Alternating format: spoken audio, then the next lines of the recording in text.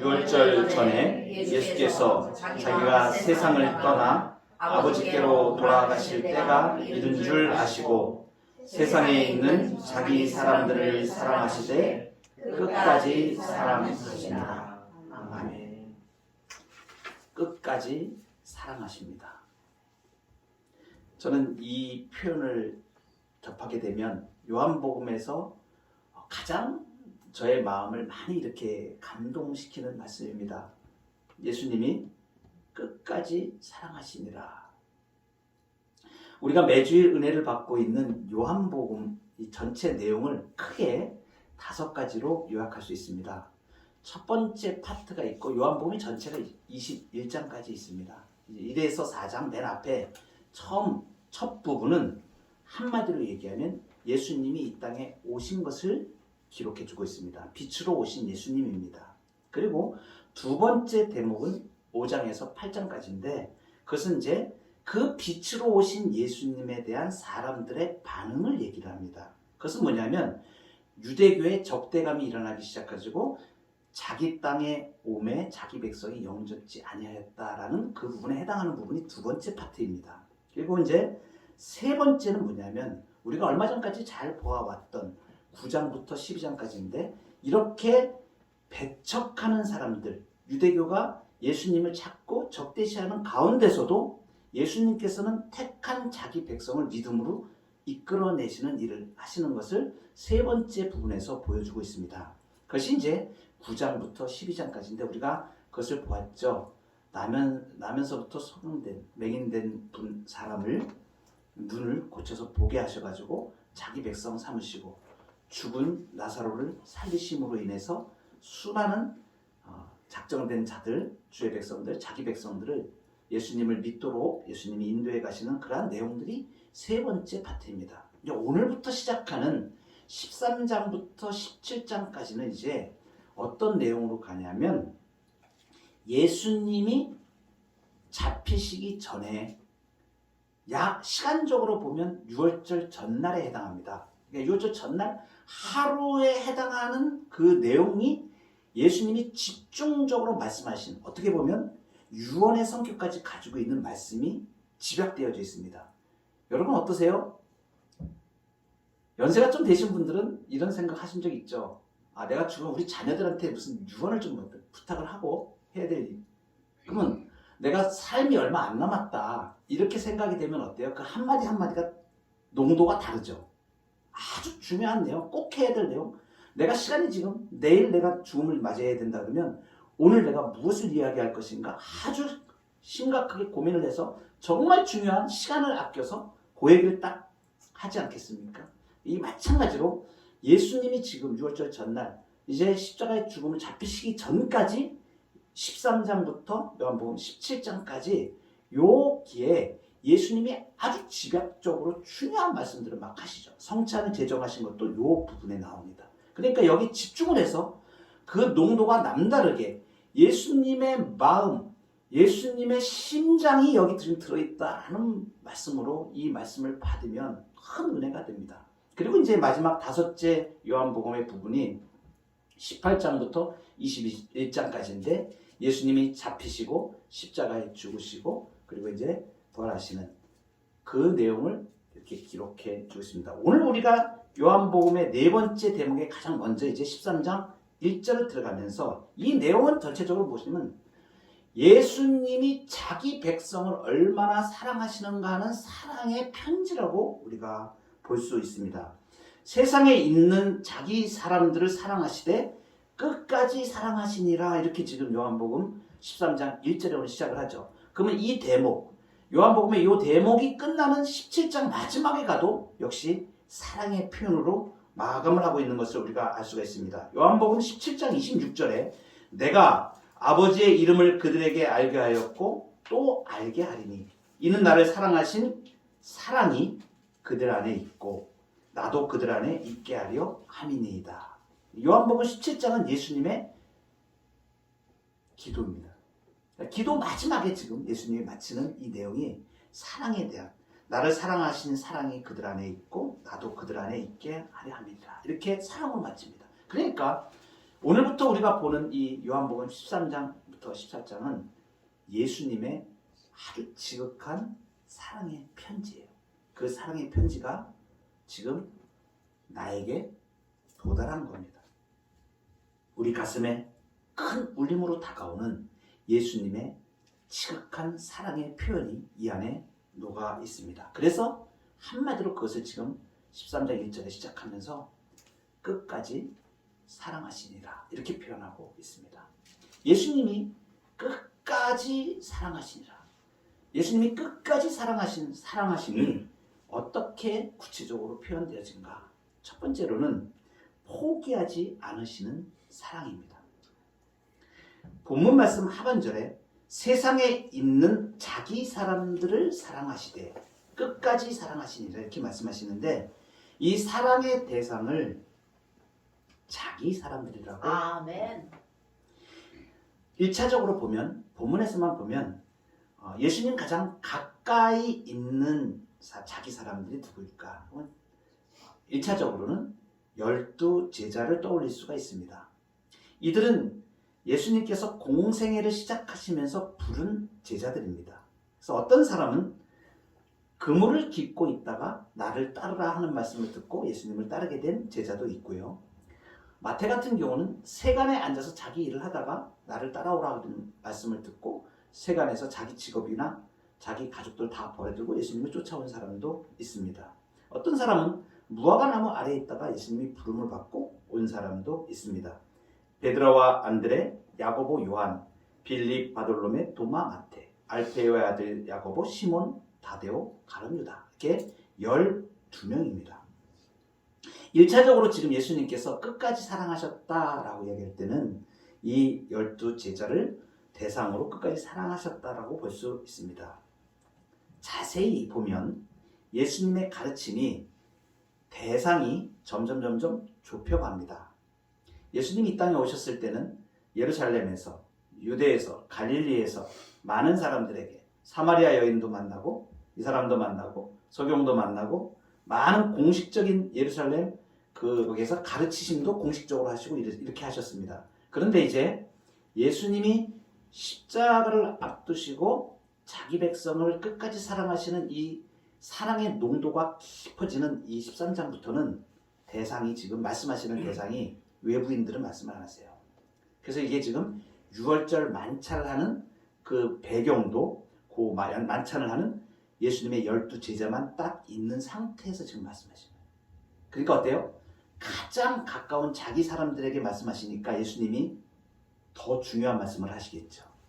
자기 사람들에게만 딱 필요한 말씀을 지금 하시는 겁니다. 엄청나게 특혜를 받은 사람들이죠. 제자들이.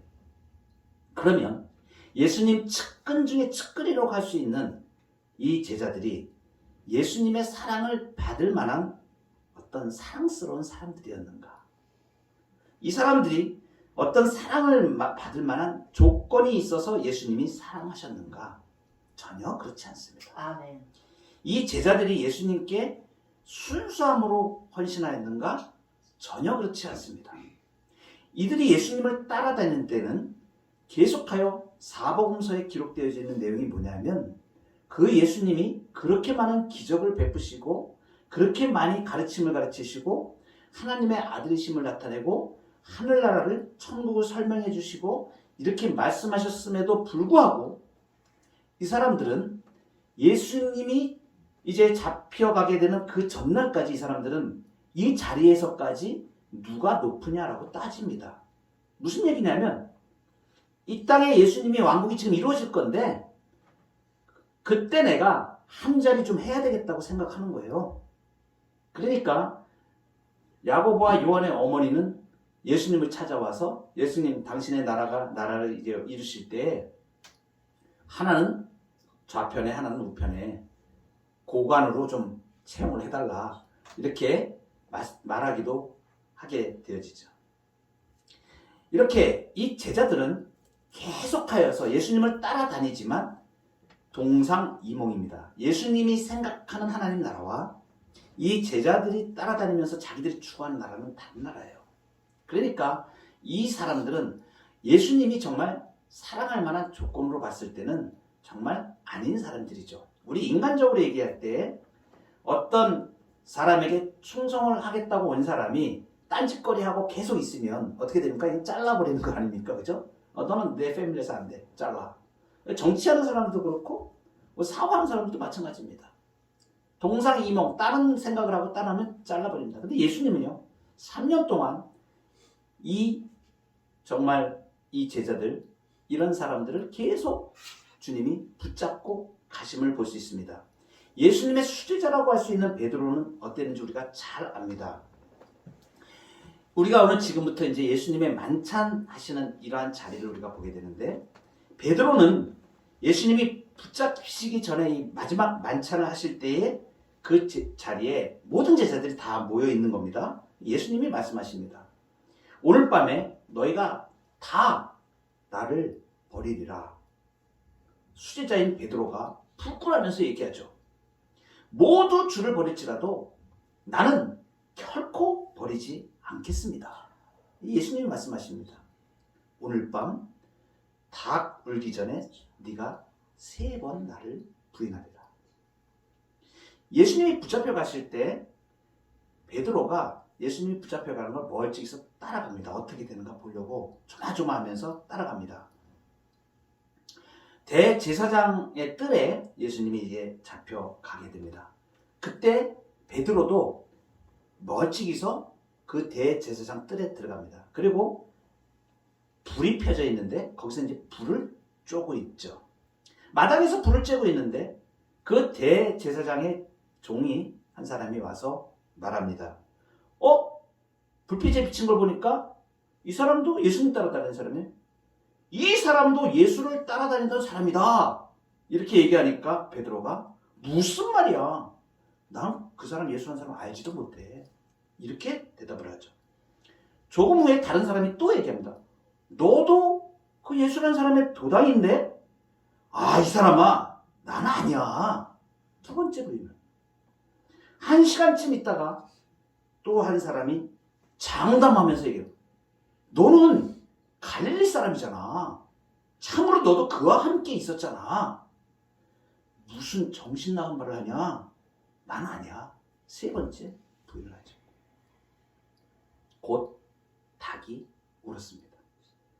오늘 닭 울기 전에 네가 3번 나를 부인하리라 말씀하신 것이 생각나서 베드로는 밖에 나가서 심히 통곡합니다. 아멘. 이 모습이 제자들의 모습이었어요. 배반을 때려도 심각하게 배반을 때리는 제자들이었어요. 그런데 이런 제자들을 예수님은 포기하지 않았어요. 아멘. 나중에 예수님이 고난을 받으시고 십자가에 죽으셨다가 부활하셨을 때 이 7명의 제자들이 어떤 행동을 보이냐면 갈릴리에 가서요. 이들이 전부 다 옛날에 하던 직업으로 돌아가서 베드로가 나는 고기 잡으러 갈란다. 그러니까 6명이 우르르 따라서 7명이 다 고기 잡으러 갈릴리 배에 오릅니다. 그러니까 예수님의 제자였다가 예수님 돌아가시고 다시 부활하셨는데도 이 제자들은 전혀 예수님과 상관이 없는 모습으로 살았던 그러한 제자들의 모습인 것을 보여주는 거예요. 갈릴리 바다에서 배를 띄워놓고 고기를 잡고 있는데 한 마리도 잡지 못하고 날이 다 새죠. 요한복음 21장에 있는 내용입니다. 저는 이 내용을 한번 설교한 적이 있는데 그 말씀을 읽다가 제가 얼마나 통곡을 했는지 모릅니다. 예수님이 그 배반을 수없이 당하면서 그 제자들을 놓지 않고 끝까지 찾아가셔서 거기 해변가에 서 있는 예수님 모습을 제가 이렇게 묵상하면서 끝까지 사랑하시는 주님이시구나. 붙드셔서 그 수고하고 밤새도록 아무것도 잡지 못하였는데 예수님이 배 오른편에 금을 던져라.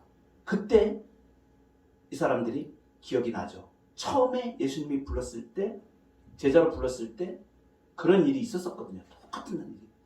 그때 요한이 예수님이다라고 얘기하죠. 저분 예수님이야. 베드로가 물에서 내려와가지고 얼른 달려오죠.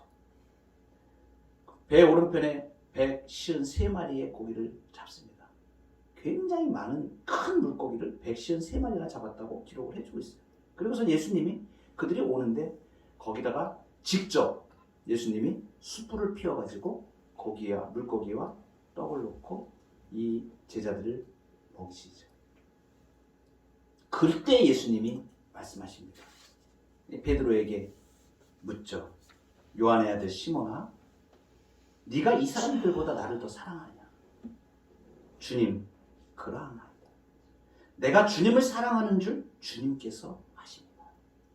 내 어린 양을 먹이라. 또 묻습니다. 시몬아, 네가 이 사람들보다 나를 더 사랑하느냐? 그러합니다. 내가 주님을 사랑하는 줄 주님께서 아십니다. 내 양을 치라. 세 번째 물었어요. 네가 나를 사랑하느냐? 베드로가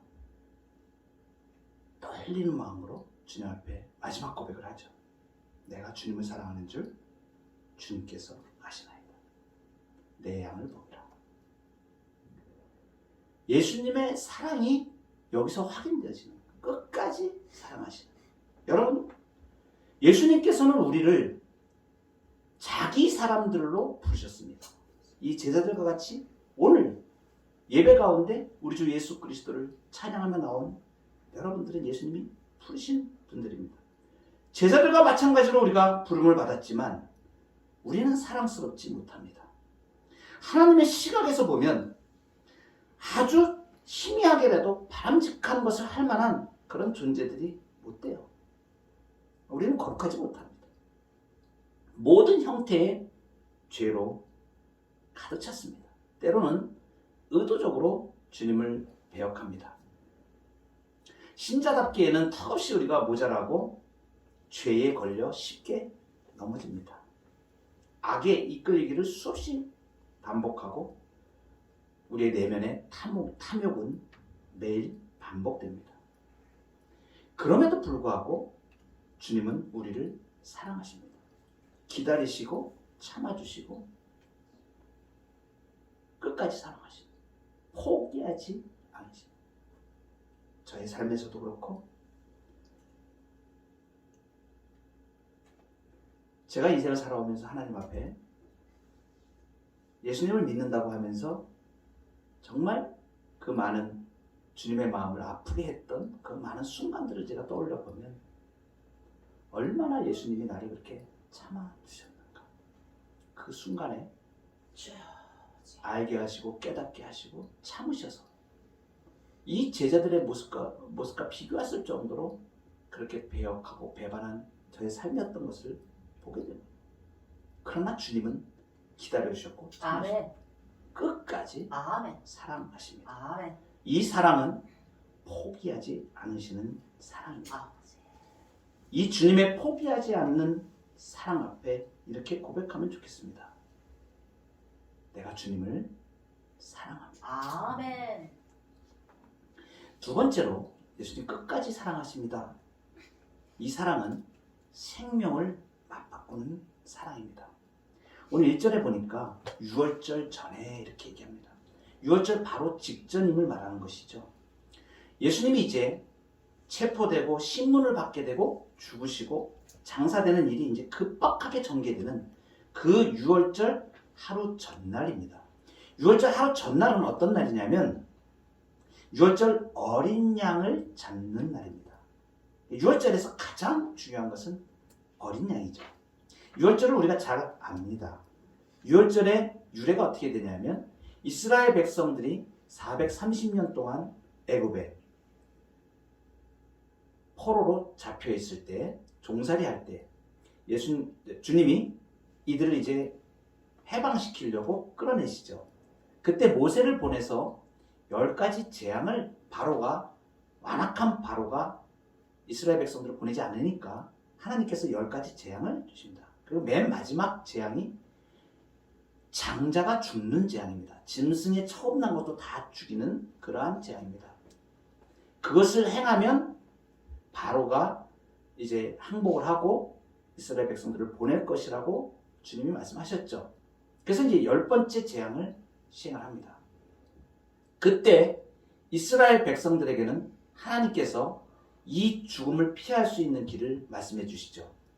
어린 양을 잡아서 문설주와 임방에 그 피를 바르고 그 어린 양을 잡아서 먹는 겁니다. 그러면 죽음의 사자가 그 문설주와 임방에 발라진 어린 양의 피를 보고 담을 넘어간다. 그래서 유월이라는 뜻이 담을 넘어간다는 거예요. 죽음의 사자가 넘어가는 겁니다. 무엇을 말하는 것이냐면 장자가 죽어야 되는데 장자가 죽는 것 대신에 누가 죽은 거예요? 어린 양이 죽은 거예요. 이것을 대속이라고 합니다. 하나님께서 피 흘림이 없은즉 사함이 없느니라 이렇게 말씀하셨거든요. 그것은 뭐냐면 이 유월절 어린 양으로 대신하여 장자가 죽을 것을 대신 그 목숨을 취하는 것의 의미를 갖습니다. 그러니까 이것을 대속물이라고 이야기합니다. 생명을 대속하는 거예요. 생명을 맞바꾸는 겁니다. 내가 죽어야 되는데 내가 죽는 대신 어린 양이 죽는 겁니다. 이렇게 유월절 전에 이렇게 지금 말씀하시는 이것은 뭐냐면 출애굽 때의 이 유월절이라고 하는 것은 이제 모형으로 그림자로 앞으로 진정한 어린 양이 되실 예수 그리스도를 그림자로 보여준 것이 유월절입니다. 그것이 이제 역사 속에서 예수님으로 이루어지는 거예요. 예수님이 유월절 어린 양이 되셔서 이제 자신의 목숨을 내어주심으로 죽어야 될 사람을 살리는 것. 예수님이 십자가에 죽으심으로 내가 죽었어야 되는데 죄로 인하여 내가 사망 가운데 완전히 처해서 멸망받을 자인데 예수님의 생명으로 나의 생명을 살려주고 예수님이 죽으시고 나를 살려주신 생명의 맞바꿈이 일어난 것이죠. 그래서 이 어린 양이라고 하는 이 부분을 요한복음 처음 서두에서 시작할 때에 세례 요한이 예수님이 지나가는 걸 보면서 보라 세상 죄를 지고 가는 하나님의 어린 양이다 이렇게 얘기해요. 그 하나님의 어린 양 유월절 양이 이제 바야흐로 이 유월절에 예수님께서 십자가의 죽으심을 죽으시게 되는 그 사건, 예수님의 생명으로 내 생명을 살리는 일이 일어나는 것을 말하는 것입니다. 그래서 이 어린 양은 어디에 나오냐면 성경에 계속 나오다가 요한계시록에 보면 어린 양이 계속 나옵니다.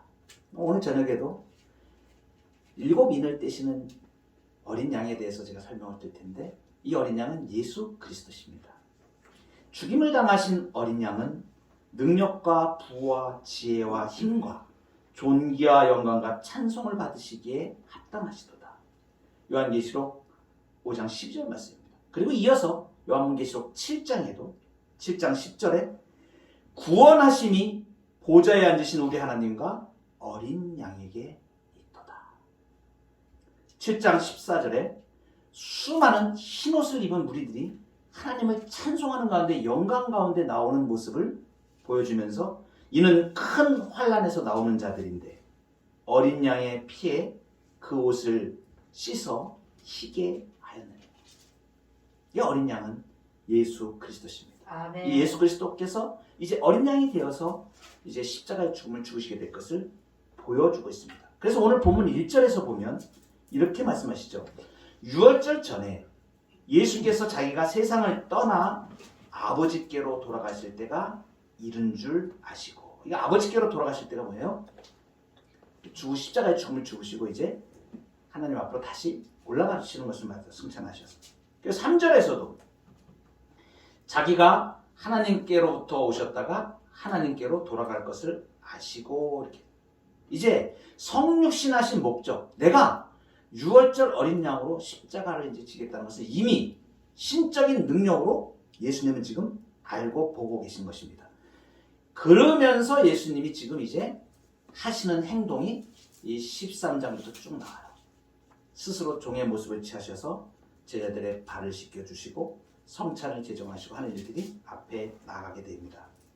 예수님은 십자가에서 자신의 목숨을 내주셔서 죄와 사망 가운데 있는 나를 살려주셨습니다. 아멘. 생명의 맞바꿈이 일어나요. 예수님의 생명으로 나를 살려주신 거예요. 예수님이 대속물이 되셨습니다.